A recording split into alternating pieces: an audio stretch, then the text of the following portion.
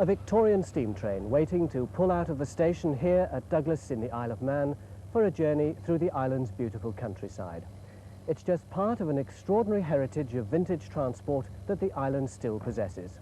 Along with this railway, there are horse-drawn trams and an electric tramway built in the 1890s and still running today. These railways aren't museums, though. They still run much as they've always done, continuing to serve the needs of the Manx people and the tourists alike. They are, though, only a small part of what was once here. For at the turn of the century, the Isle of Man was experiencing a period of boom and expansion, the like of which it had never seen before and has never seen since. At that time, there were cable cars in Douglas, a marine drive tramway south of the town, and elsewhere, a pier railway, a miniature glen railway, and various hillside car systems. So what was the cause of this expansion? And perhaps more importantly, what financed it? Well, for the answer to those questions, and for the start of this story, we should go out onto the seafront here at Douglas. Even today, 100 years on, these terraces of hotels present a marvellous sight with their brightly coloured facades and detailed decorative work. And they, of course, provide the answer to the island's sudden burst of prosperity. As social conditions changed, especially in the north of England, more and more of the working class people were able to afford modest annual holidays. And one of the in places to be at the turn of the century was the Isle of Man. Each summer, the steam packet boats would bring hundreds of thousands of people into the island from the ports around the Irish Sea. It was just like going abroad, but you had all the comforts of home and more when you got there. It was this guarantee of annual income that brought forth the local entrepreneurs and financial investment from the north of England and built these hotels, theatres, dance halls, amusement arcades, and all sorts of novel transport.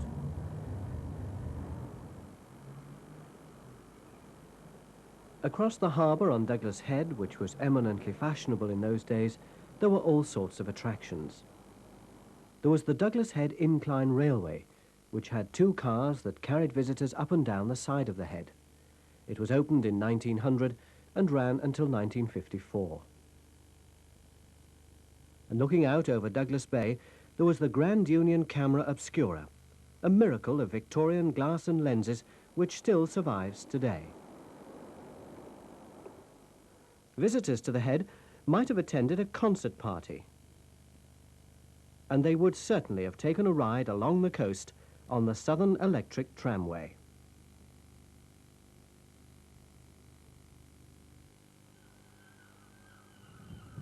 This magnificent gateway is all that's left of the tramway today. It was closed in 1939, reflecting the changing fortunes in the island's holiday industry, and some years later the tracks were pulled up and a tarmac road laid. In its time, though, it provided a spectacular ride along the coast, clinging precariously to the cliff face, and, as the small amount of archive film in existence shows, some breathtaking moments on bridges.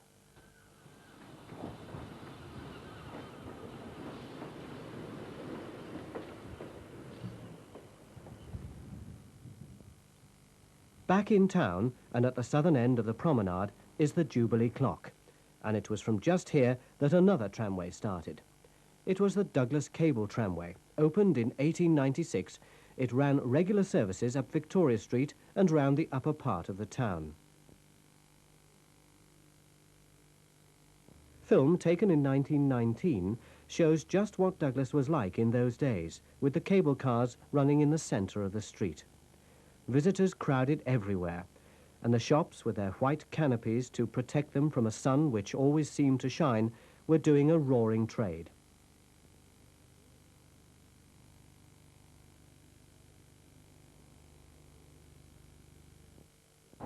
Here at the head offices of the Douglas Corporation Transport Department, there's a small transport museum, and it's here that you can see one of the Douglas cable cars. It's actually a reconstruction made up of parts from two of the cars, but it gives a perfect impression of what they looked like.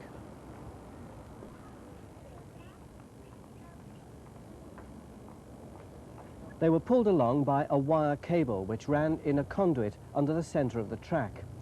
This cable, which was some 3 miles long, was continuously pulled round by a huge winding mechanism at the depot.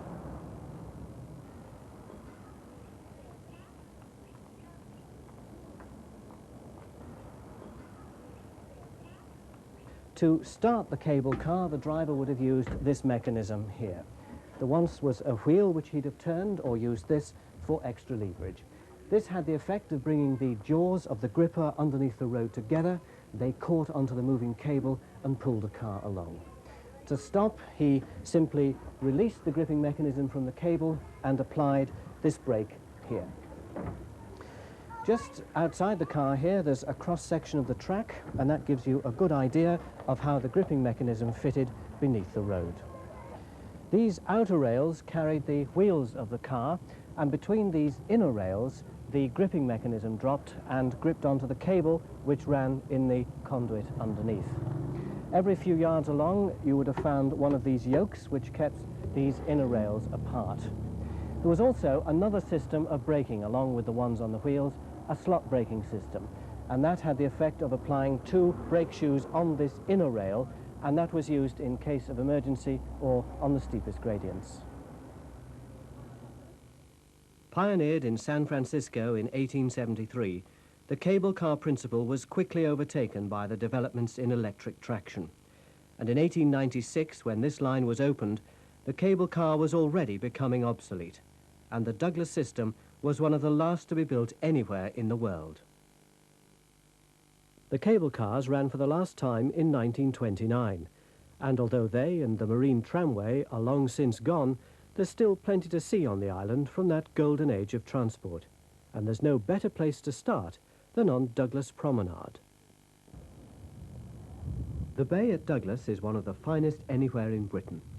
Its long, majestic curve is fronted by the Victorian and Edwardian hotels, and they look out across a broad promenade to a sandy beach and beyond. And it was on this promenade in the last century that a horse-drawn tramway was built.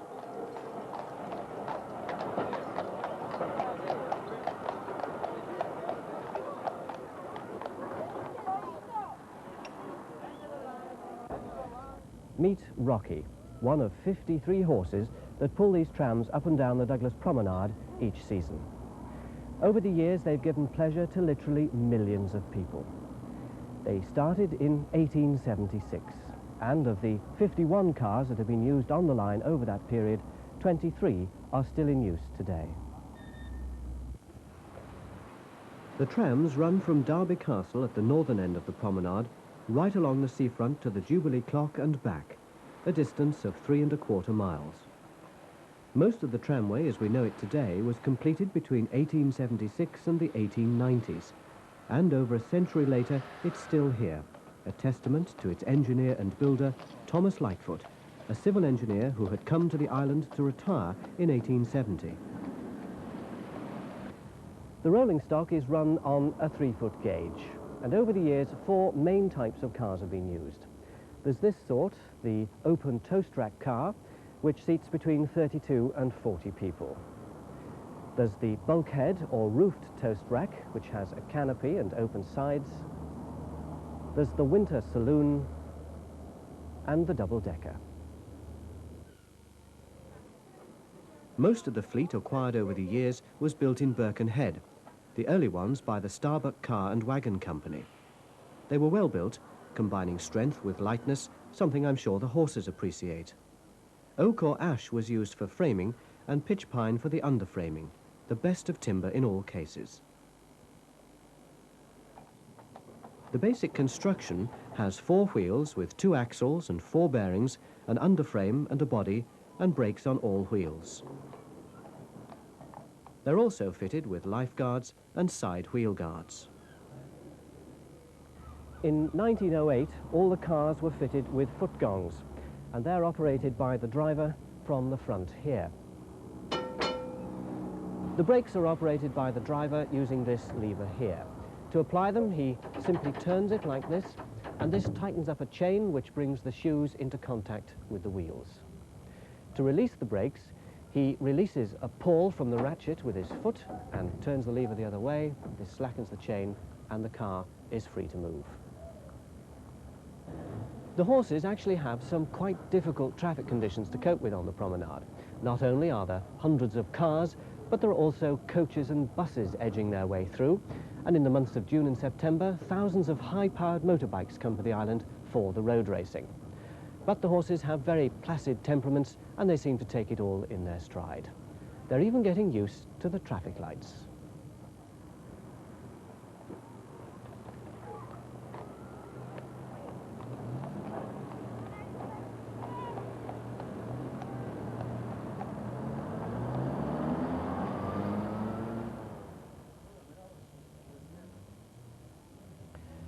The sole remaining double-decker car is no longer used, but it's kept here at the Corporation's Transport Museum. Inside there was comfortable accommodation, but the place to be, of course, was on top. Not only could you take advantage of the bracing sea air, but you also had an opportunity of peeping into the first-floor bedrooms of the hotels as you went past. On top here there was a knife board seat, and these boards were for the modesty of the ladies. The double-decker carried up to 44 people, and in the early days, when there was only a single track down the promenade, a pair of horses would have pulled it. But from the 1880s, when a double track was laid, it was found that two pairs of horses couldn't pass each other, so one horse had to do the job. As the early photographs show, they usually had quite a load to pull.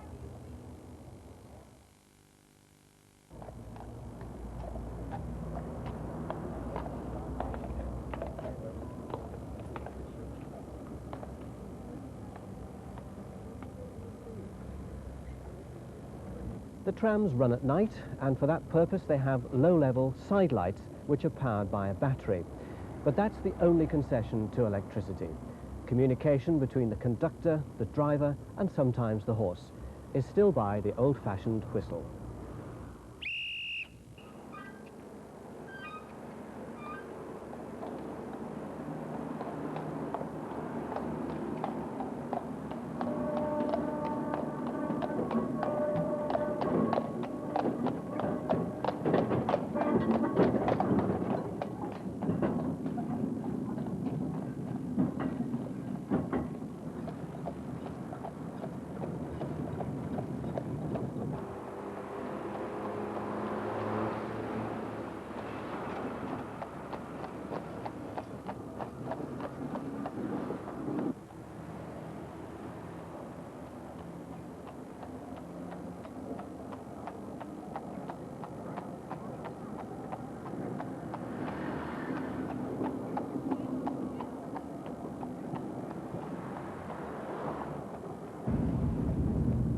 The clip-clop of the horses' hooves and the rattle of the trams is a sure sign that summer has come to Douglas. And when it does, another transport oddity starts to operate in a side road off the promenade.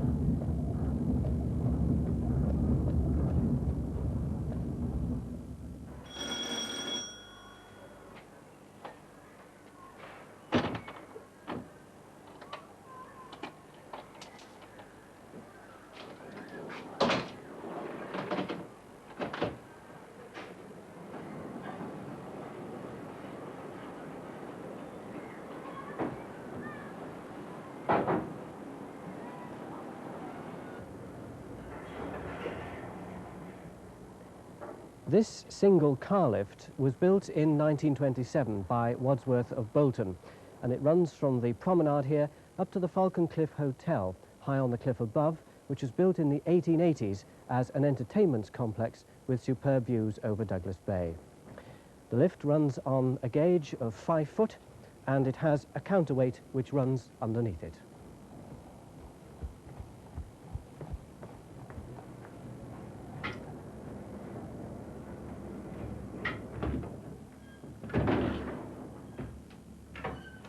One for the top? One for the top. Thank you.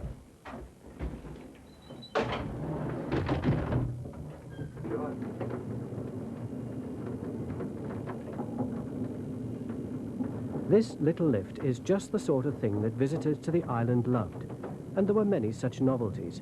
Hillside railways, moving chairlifts and the like, many of them sadly no longer in existence. And even the future of this lift is now uncertain, for although it's still in situ, it's no longer open to the public.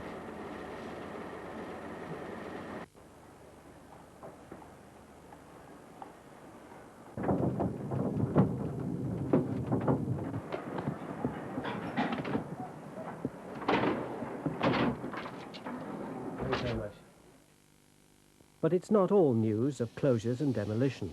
There's been a successful restoration of a Victorian narrow gauge railway in a glen just north of Douglas over the past few years. The story of this railway began with the building of the Manx Electric Railway in 1893, which then reached as far as Groudle, a glen just 2.5 miles north of Douglas. A local businessman, Richard Maltby Broadbent, decided to develop this area as a tourist attraction, and after installing a number of paths and rustic bridges leading out to a coastal headland, he built a zoo in which he installed sea lions, polar bears, brown bear cubs, foreign birds, and many other sorts of animals. To take people out to his zoo, he built a 2-foot gauge steam railway, which ran over a distance of 3/4 of a mile, right to the edge of the rocky cove where the animals were on display. 2 steam locomotives ran on the line, the Sea Lion, which was built in 1896, and the Polar Bear, which was built in 1905, and these gave faithful service for many years. The railway and the glen proved extremely popular, attracting well over 100,000 people each year, right up to their closure at the outbreak of war in 1939. At that time, both the zoo and the railway closed, but services on the railway were restored during the 50s and early 60s. But 1962 proved to be the last year. The remains of the zoo can still be seen in the cove at Sea Lion Rocks, though the animals have long since departed. The railway then fell into dereliction until, in 1982, a group of volunteers took on the huge task of a complete restoration of the line. Over the following years, section by section of the line was reopened, until in 1992 the last section was restored, thereby completing the original railway all the way to the Sea Lion Rocks.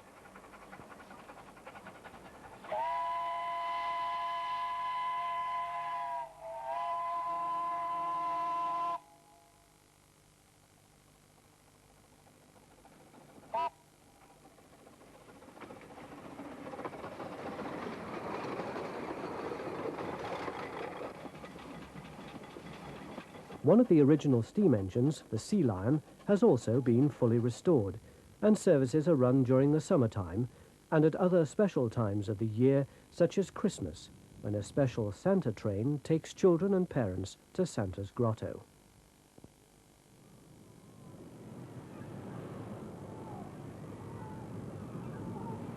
But of all the systems, there's one which, even today, stands out above all the rest for its sheer size and technological achievement. It took advantage of all the latest technology and indeed did a good deal of pioneering work itself. It made use of a form of energy, the potential of which was still being discovered. And we can see it today at the northern end of the promenade, just by the horse trams.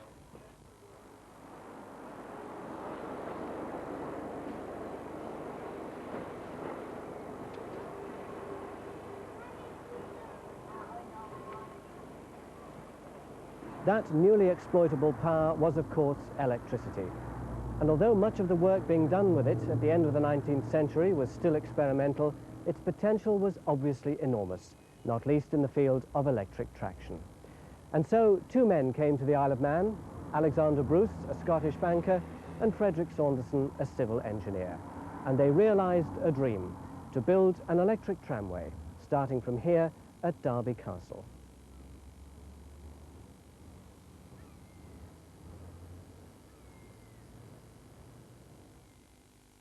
In the last decades of the 19th century, the area at the northern end of the promenade was being developed for the growing tourist industry. Derby Castle itself was built in 1847 by a Major Pollock, originally as 2 residences, which he let to visiting gentry. In the late 1880s, Derby Castle was developed into a pleasure gardens. And later a theatre was built and a large dance hall. And by 1886, the horse trams were running the length of the promenade to the gates of the Derby Castle complex. And it was from here that the electric tramway was to start, forging a new route north along the eastern coast. Much of the original rolling stock from the 1890s is still in use today, and it's one of the pride and joys of the Isle of Man.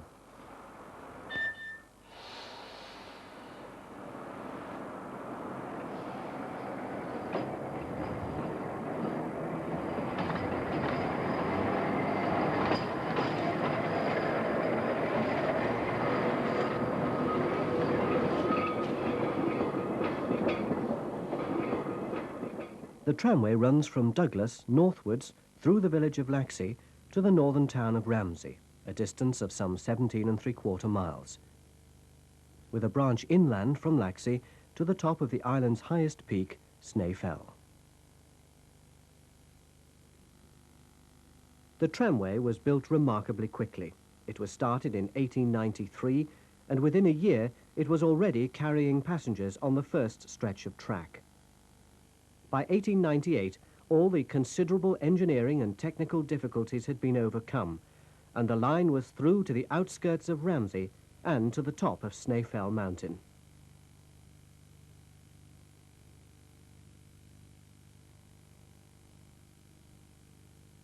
From the very start, it was highly successful. On a good day, it would carry up to 10,000 passengers. In 1895, 80,000 a week. And in that year, combined figures for the electric railway and the horse trams were a staggering 1¾ million passenger journeys. In fact, in those halcyon days, it was the practice to get the horse tram to Derby Castle, buy your ticket for the electric railway, and then to get the horse tram back along the promenade to the end of the queue. One of the many problems the builders of this tramway had to face, and by no means the least, was the fact that there was no public supply of electricity on the Isle of Man. If you wanted electricity, you had to generate it yourself. And that's just what they did. On their land just up from the Derby Castle terminus, they built their tram sheds, workshops, and their first power station. The 60-foot chimney that once stood at the side of the yard marked a pair of Galloway's boilers that took water from streams that ran down the Bruise at the back. The boilers were 20 foot long and 6 foot in diameter. They supplied two 90-horsepower Galloway vertical compound engines, and from their 9-foot diameter flywheels, Leather Belts drove two Mather and Platt dynamos, giving an output of 100 amps at 500 volts. As the line expanded, further power stations were built, and also battery stores, which offered extra current should several cars be pulling off at the same time, which might have overloaded the generators. The overhead cables were themselves sufficient to distribute the DC current for the first couple of miles, but as the line was extended, feeder cables were run underground and up the poles to distribute the power. The whole system is earthed back through the car and wheels, onto the track and into the ground. By 1895, the company was supplying electricity for the nearby Derby Castle complex, for the Douglas Bay Hotel just up the road, and for what was to be the first electric street lighting in Britain. In that first year of 1893, the company bought 3 cars and 6 trailers.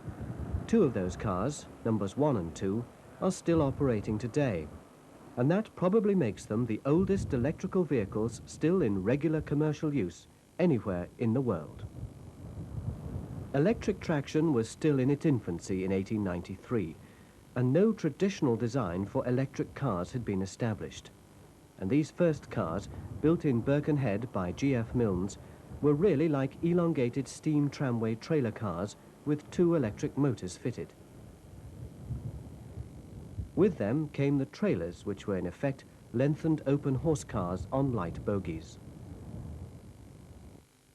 The cars were beautifully built, though, with every attention to detail.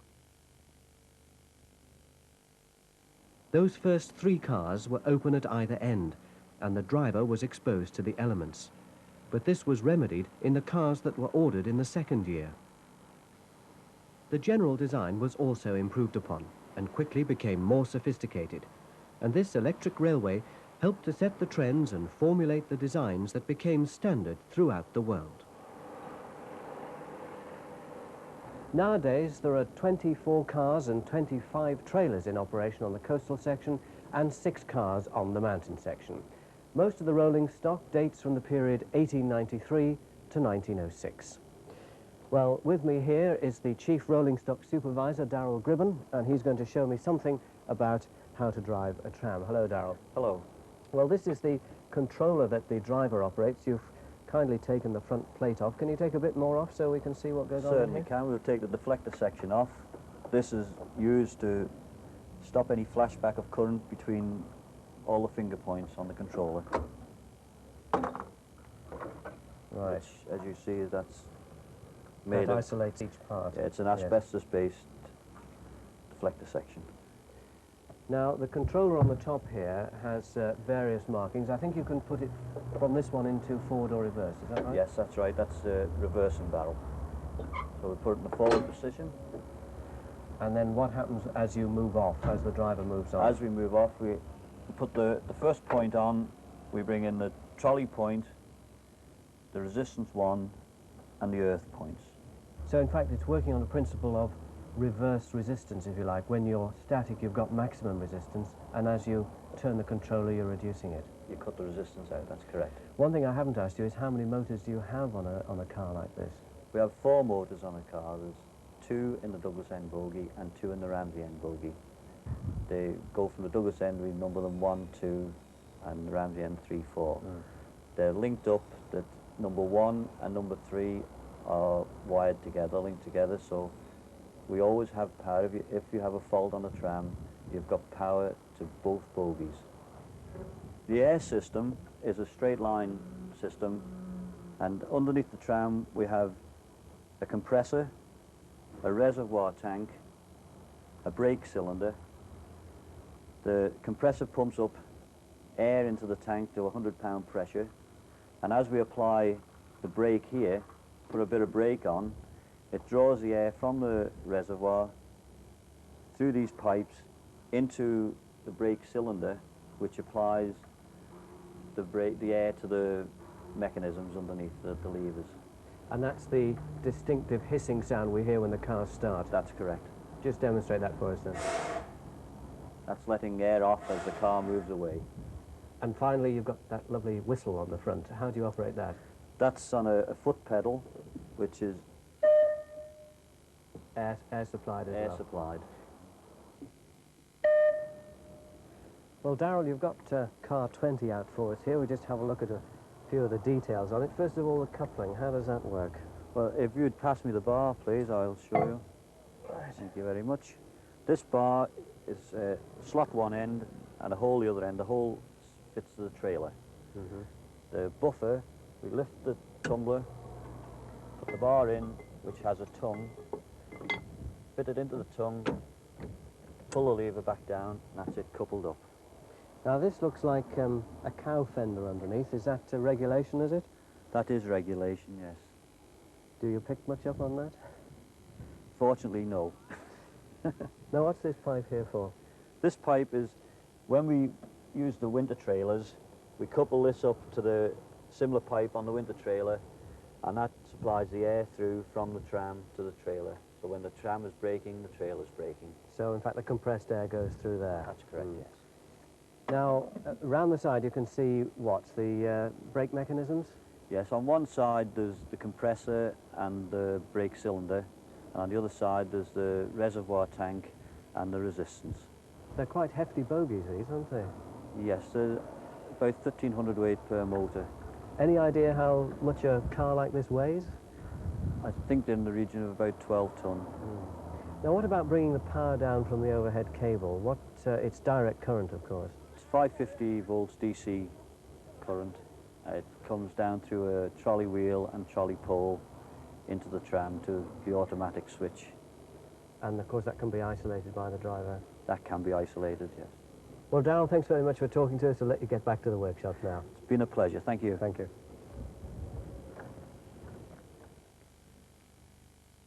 The earliest cars were originally fitted with bow collectors for the electricity, but apparently these caused some difficulties, and although they were improved after the first year, By 1897, all the cars on the coastal line had been converted to the trolleys that we see today.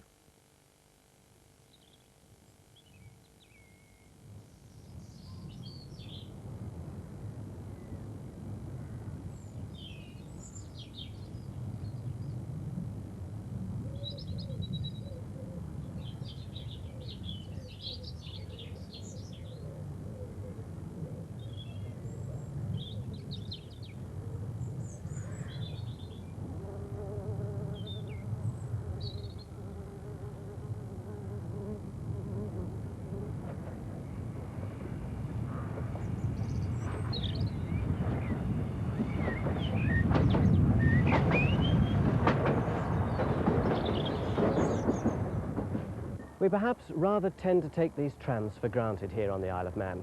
After all, we can see them almost any day running between Douglas and Ramsey. So it's as well to remember that when this system was being designed and built, it was considered to be truly pioneering. Indeed, the technical press of both Britain and the United States took a keen interest in what was happening here. And those early engineers obviously got it right, because these trams from the 1890s have now run more than 1 million track miles each, and they're still going today.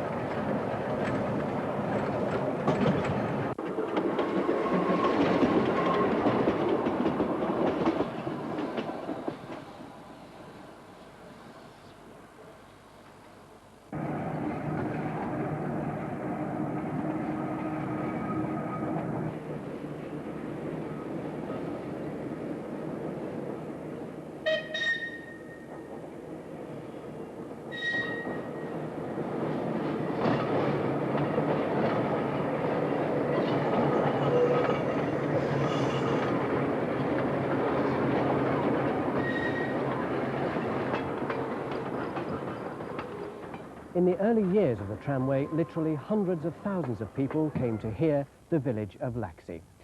There were various reasons for this. First of all, of course, it was where the trams brought them, and there was still great novelty in travelling on this system. Also, Laxey was the centre of the island's mining industry. For decades, lead and silver had been brought up from deep underground. But there was also another reason: the Snaefell Mountain Railway.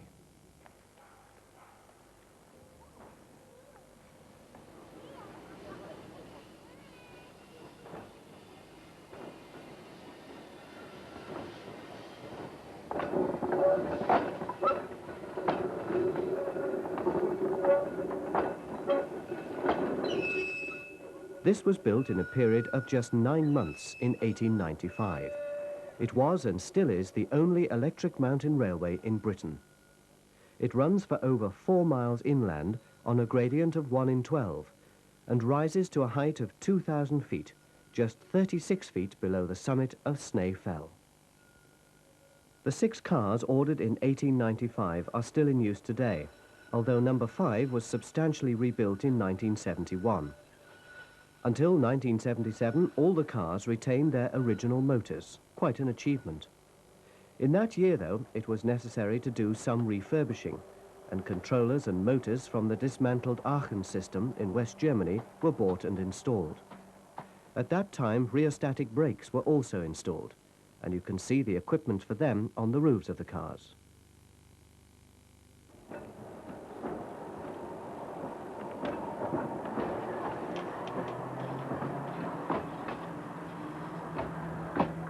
The cars on the mountain section go up on the outside and come down on the inside, driving on the right all the time.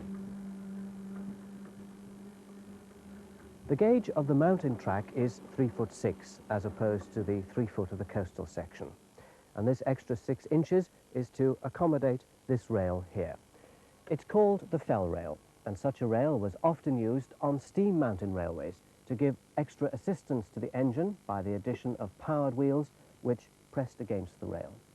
But the electric cars of 1895 were sufficiently advanced in design to be quite capable of handling the 1 in 12 gradients of this track without such assistance. So this rail was installed more for reasons of safety than anything else. It's actually a double-headed rail laid on its side, bolted to chairs, which in turn are bolted to the sleepers. Each of the bogies on the cars have a pair of horizontal wheels on their inner end, and although they aren't powered, they run against the track and they act as a guide and give the car much greater stability and prevent any serious derailment. The cars are also fitted with fell brakes, which supplement the ordinary brakes on the 8 wheels. They're fitted at the outer ends of the cars, and when applied, they grip the rail on either side like a pair of pincers. They can be applied by hand, but since the addition of the rheostatic braking system, the fell brakes aren't used regularly, but they are there in the case of an emergency.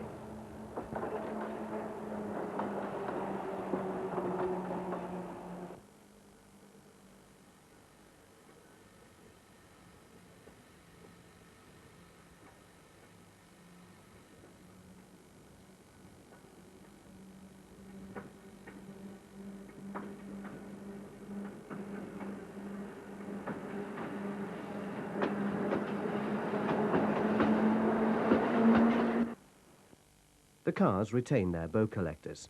Trolleys were never installed. In the high winds sometimes experienced on the mountain, the bows have a better chance of staying in contact with the overhead cable and can't be blown off.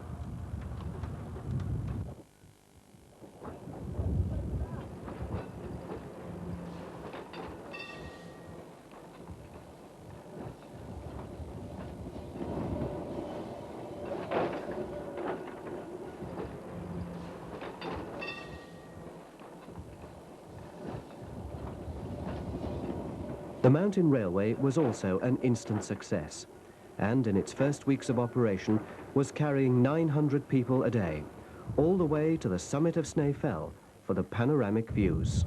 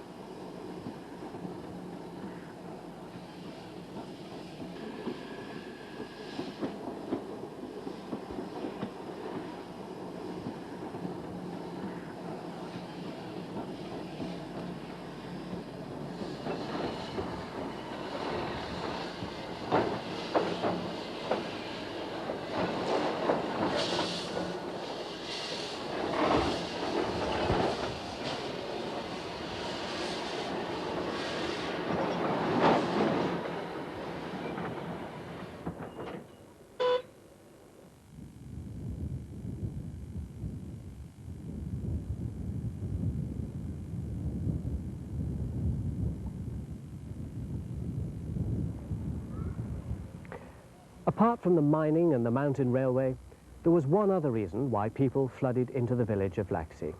They came to see a legendary miracle of Victorian engineering. And it towers above the village on a northwest hill, and it's quite simply the biggest water wheel in the world.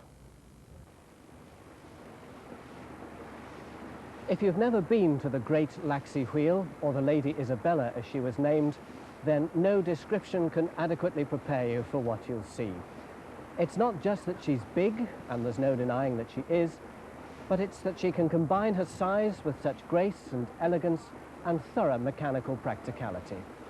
She was built in 1854 to pump the water from the lower reaches of the lead mines that honeycomb the land around Laxey. And now, over 130 years later, she's still turning.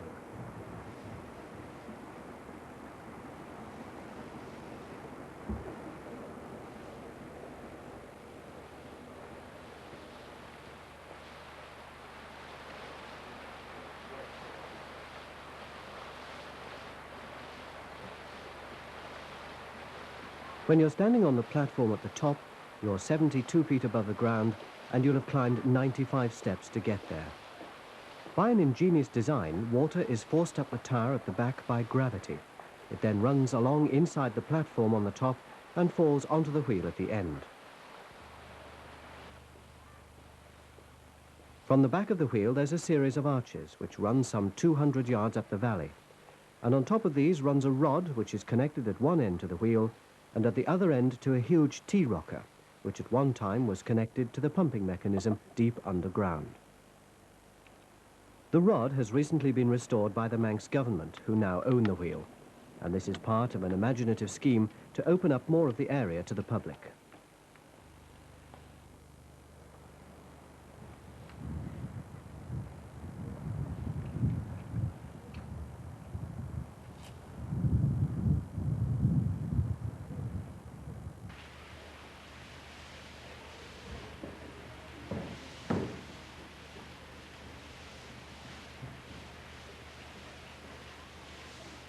It's a brilliant piece of design, a perfect balance between the functional, aesthetic and engineering requirements. And what did you do when you got here? Well, of course, you climbed to the top.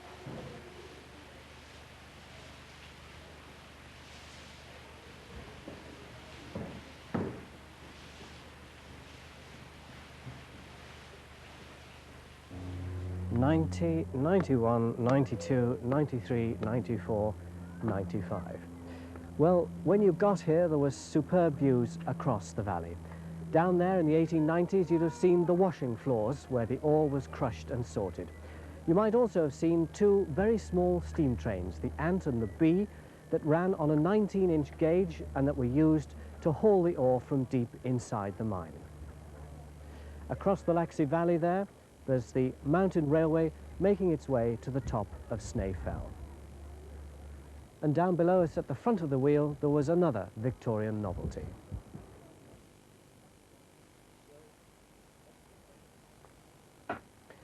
From just here ran the Browside Tramway, a little incline railway that brought people up the hill from the bottom to here at the foot of the wheel. It had two 20-seat tow-track cars and it was run on the water counterbalance system. A tank in the upper car was filled with water from the Laxey Wheel's tail race, and this made it heavier than the lower car, so it went to the bottom, pulling the other one up. The top one was filled whilst the bottom one was emptied, and they exchanged places again, carrying people all the time. Water powered nearly everything in this valley.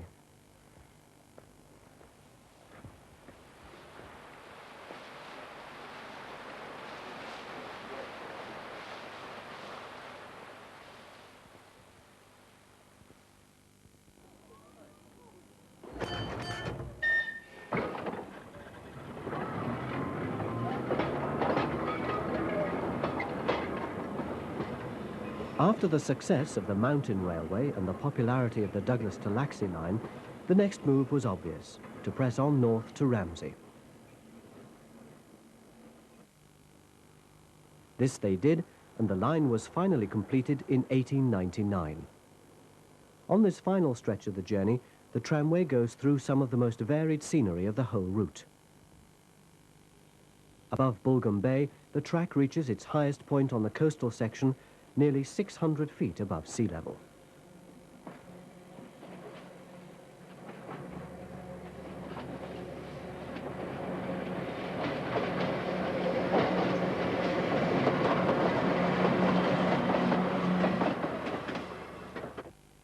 Later on, the cliffs give way to the majestic backdrop of the northern mountains.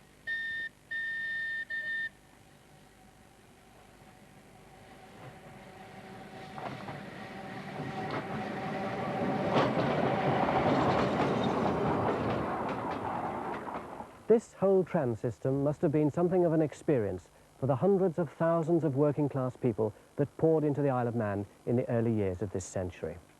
Because the sorts of trams they were used to were the ones that trundled through the streets of the big cities, taking them to and from work. They looked more like double-decker buses, and they rarely came into scenery like this.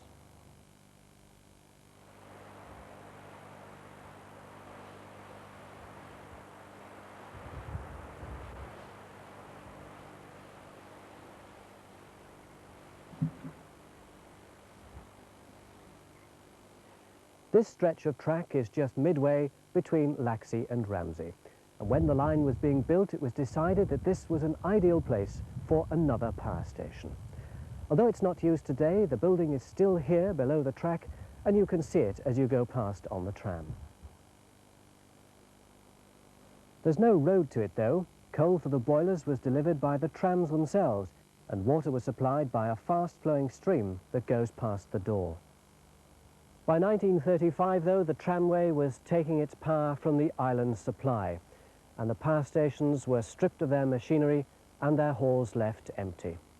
Some of them are used as substations, though, to rectify the island's current from AC to DC, but most of them stand as memorials to those early pioneering days of electricity in the Isle of Man.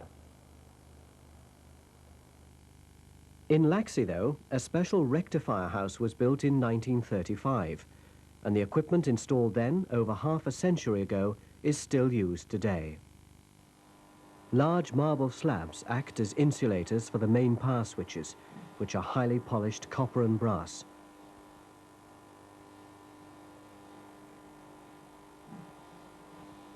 But the main point of interest is in the cabinets which stand at the end of the hall, for in here are the mercury arc rectifiers which transform the current. They look like something from out of Dr. Frankenstein's laboratory, with their protruding wires and bubbling mercury. Underneath each glass container is a wooden fan which keeps the mercury cool.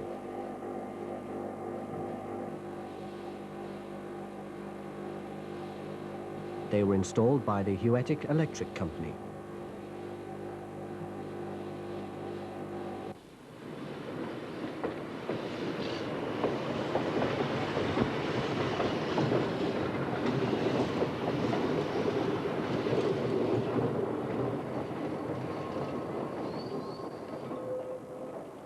And so the trams eventually reach the suburbs of Ramsey and run right on into the centre of the town.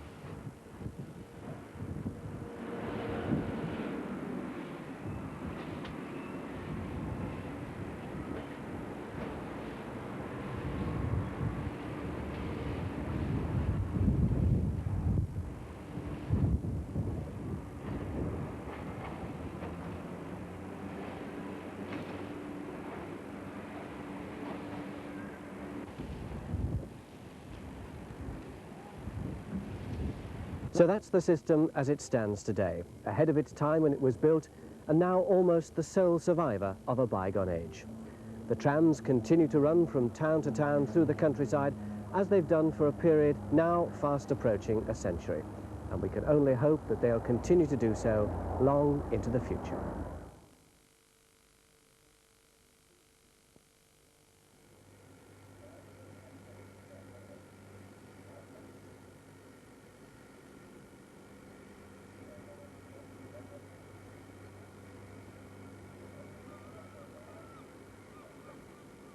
The island's narrow-gauge steam railway was already built by the time work was started on the electric tramway.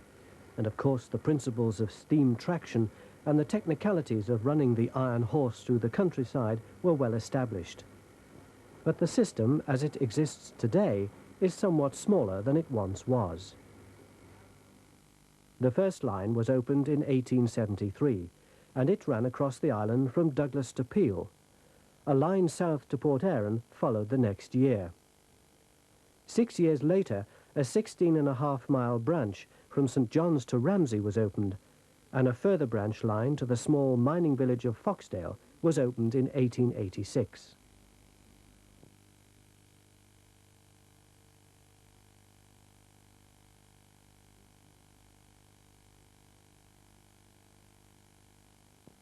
But these northern lines fell upon hard times. The Foxdale line was closed in 1940 and the Peel and Ramsey lines in 1968. The tracks have been ripped up, many of the stations demolished, and the gatehouses turned into small private houses.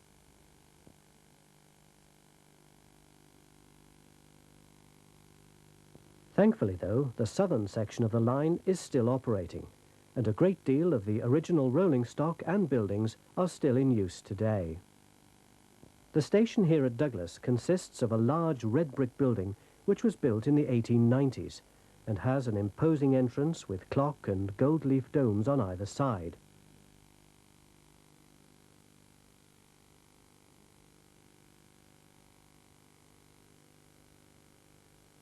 The large entrance hall and spacious offices recall those days when the railways were more extensive than they are today, and the trains leaving the Douglas platforms for north, west and south could sometimes have as many as 1,000 passengers on board.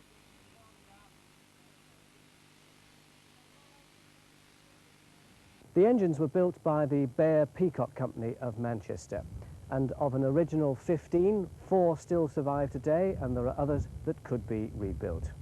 Well, in the driving cab here is Paul Ogden, who's the Assistant Rolling Stock Supervisor, and he's going to show us over this Bear Peacock engine. Hello, Paul. Hello there. Now, the first thing to ask you is, technically they're known as 240 side tanks. What does that mean exactly? Well, the 240 refers to the wheel arrangement. There's 2 leading wheels, which we call a pony truck, and 4 main driving wheels. And they're the ones that are powered? They're the ones that are powered, yes. And the side tanks, one of which we can see here, what are they for? These side tanks carry water, as you can see, mounted on the side of the locomotive. That makes the engine very compact, because presumably you don't need to pull a tender then? No, we don't pull a tender. And the coal is kept in the cab with you? Yes, there's a bunker in the cab for coal. Well, let's have a look in the cab. Perhaps you can show us how to drive a steam engine. Certainly. Well, the first thing to say, Paul, is that there's not much room in here, is there? No, not a great deal. For you and the fireman. Now, how does he get the fire going in the morning? Well, what we do is, first of all, check the level of water in the boiler, which we do by looking at these gauges here. Then we use paraffined rags, wood and coal, throw them all into the firebox and throw in a match in effect, and there's the fire in there. So you don't use firelighters? No, we don't use firelighters. And you let the fire go out every night, do you, overnight? Yes, the fire's cleaned out every night before the engine's put away and then relit fresh in the morning. So what's that big lever you've got your hand on there? This one. This controls the forward and reverse movement of the engine. That's now in forward gear. And what actually makes the engine go forward? How do you regulate the steam? By this regulator valve here, which equates to the throttle on a car. The more I open this lever, the more steam gets to the cylinders, the more power the engine has. And you put it into forward before you regulate the steam on? That's right, yes. You select your gear and then put the throttle over. And what about the brakes? Well, on the railway here we have a vacuum brake system, and this is operated from this ejector set here. And that actually also is connected to some of the carriages, isn't it? That's right. Some of the carriages have vacuum chambers and cylinders which operate the brakes on the carriage. The engine itself has a steam brake which is also operated through this unit. That applies the brakes, move the lever up, and that will release them. And the all-important whistle, of course. How do you operate that? The whistle, yes. Here we are. Great. Well, let's have a look outside again and see how the steam gets around the engine. Right. Well, Paul, on the outside here, perhaps you could show us the route the steam takes to get into the driving piston here. Well, it starts from under this brass dome here. Underneath that, that's just purely a cosmetic cover, is a steel dome, which is part of the boiler. In there is what we call the regulator valve. The steam passes through the regulator valve along a series of pipes till it arrives at the cylinder. The steam then pushes on one end of the piston, forcing it back, which in turn pushes these rods and turns the wheel. So there must be quite a pressure in there. What sort of pressure is it? The boiler pressure is 160 pounds per square inch. By the time it arrives at the cylinders, it's probably around about 120, 140 pounds per square inch. Now what about this piece of mechanism here? This is the mechanical lubricator, which pumps heavy oil into the cylinders, lubricates them as the engine's travelling along. So what's in the rest of this large characteristic shape of the engine? Well, this is the actual boiler itself, and in there is steam and water. And how far does the water come up inside? The water level will approximately come to here, and from there on up, steam. And what about excess steam? If you want to literally let off steam, does that come out of the front as well as the black coal smoke? No, that happens automatically. We have safety valves up there, which when the pressure gets over 160 pounds, will automatically lift and release that.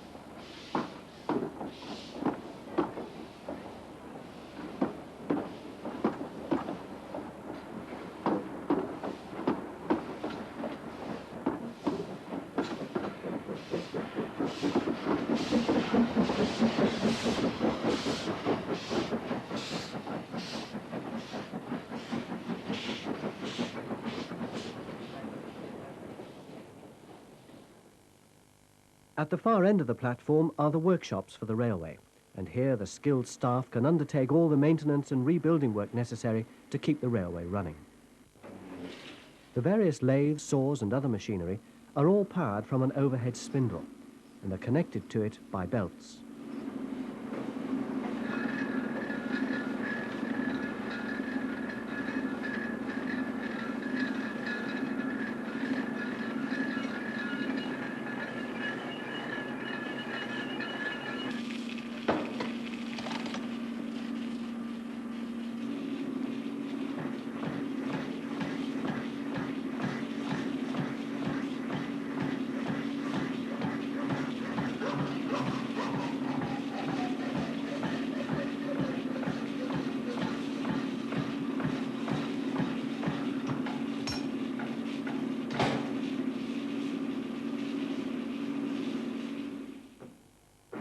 Carpenters are on hand and they can, if necessary, rebuild an entire carriage.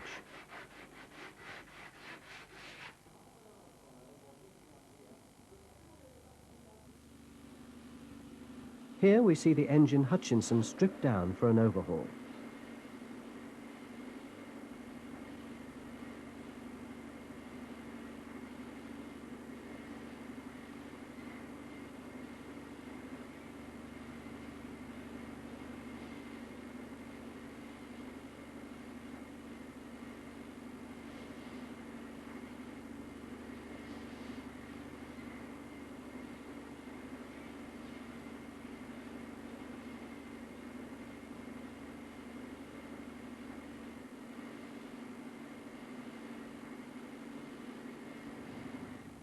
Well, to cope with all the trains in and out of Douglas Station in those days, this signal box was built in 1892. It was fitted with a rare spring-handle lever frame system made by Duttons of Worcester. The levers have long since been disconnected, but they're still inside and still worth a look.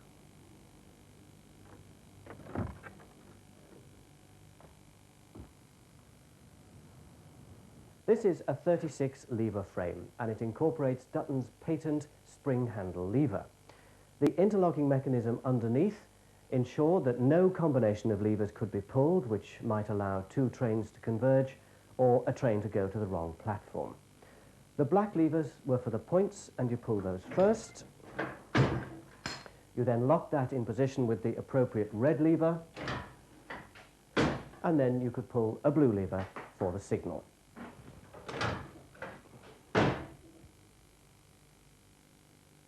Today, the line has a mixture of modern and not so modern signalling. Leaving Douglas Station, there are coloured lights.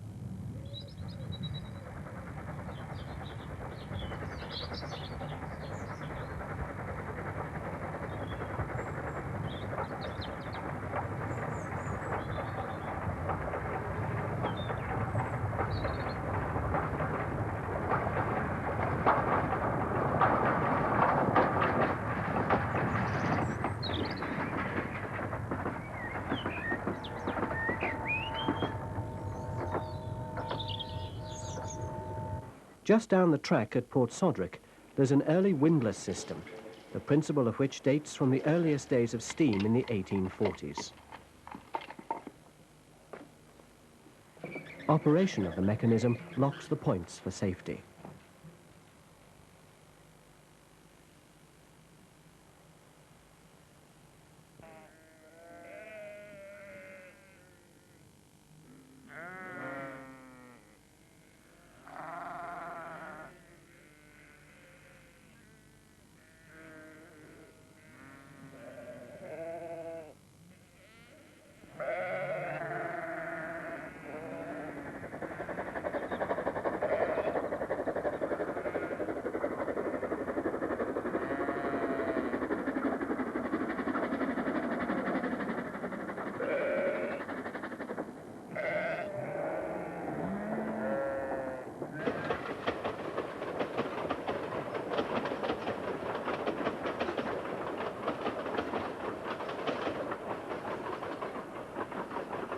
At Ballasella, there's a modern level crossing, with the gates being opened and closed remotely by a wheel.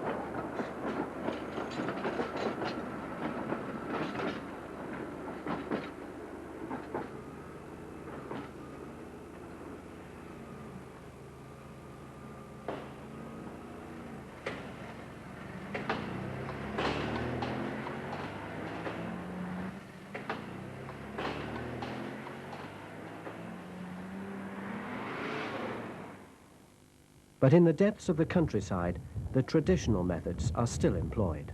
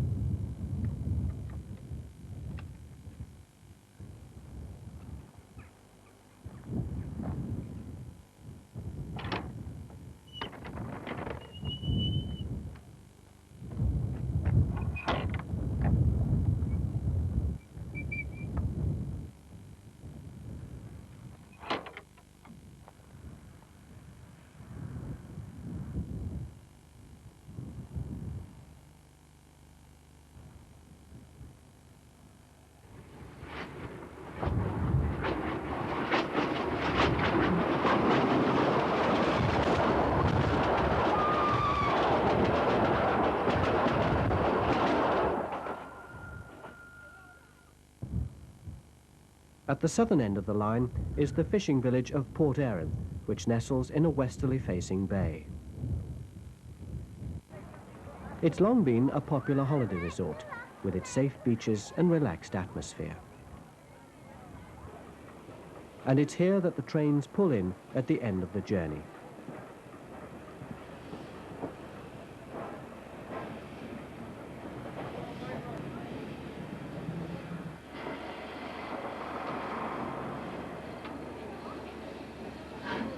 On the return to Douglas, though, the engines have to run backwards, as a turntable was never installed on the southern line, and so at Port Erin, the engine changes ends.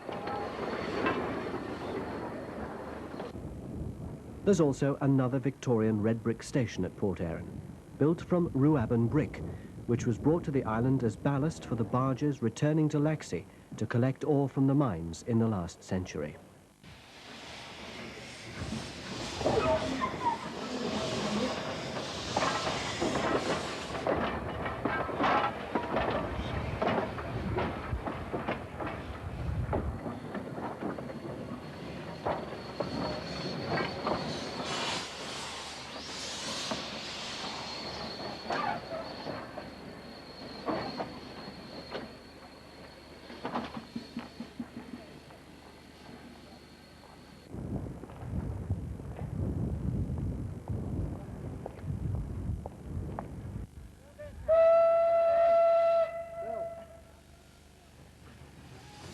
Ready?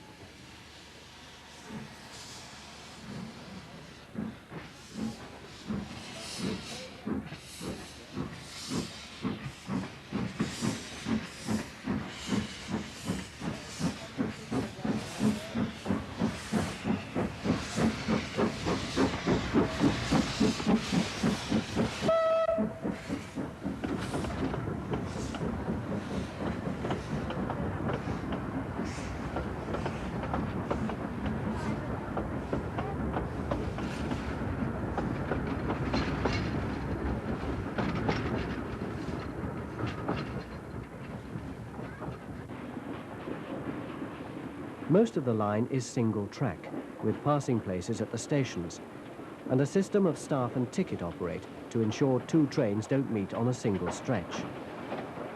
The driver must exchange the correct staff or ticket with the station master before he can proceed. Stop, Cedric!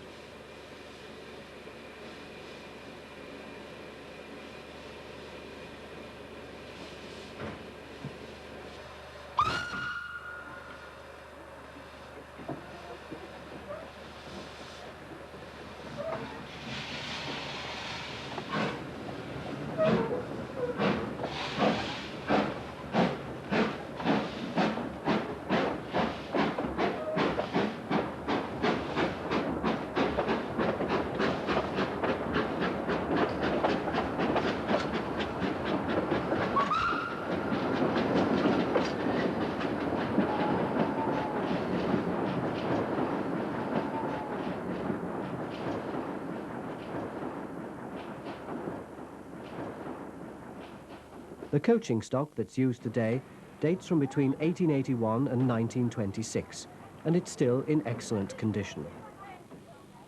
Although comfortable, the interiors of most of the carriages are simply furnished.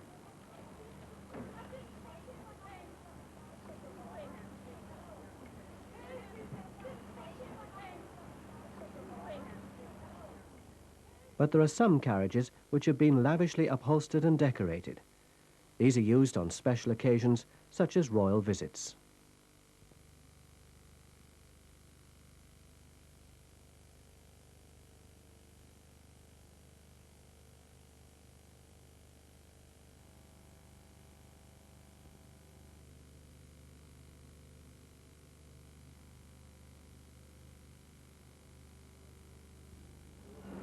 The diamond and plate frames and the suspension can be seen underneath.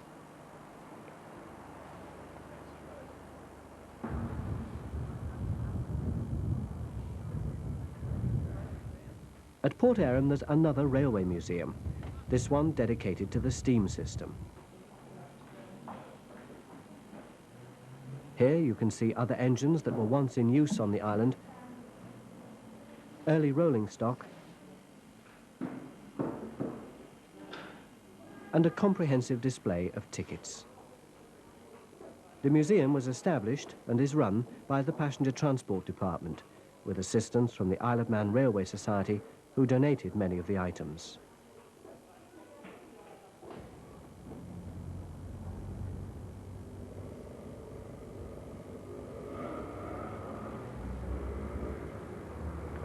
Well, our little trains might not be quite as big and impressive as some of the great steam trains that run the rails elsewhere in the world, but they do inspire a great deal of affection in all who travel in them, and they're often the butt of good-natured humour, like the story of the old Manxman from the south of the island who decided to emigrate to New Zealand.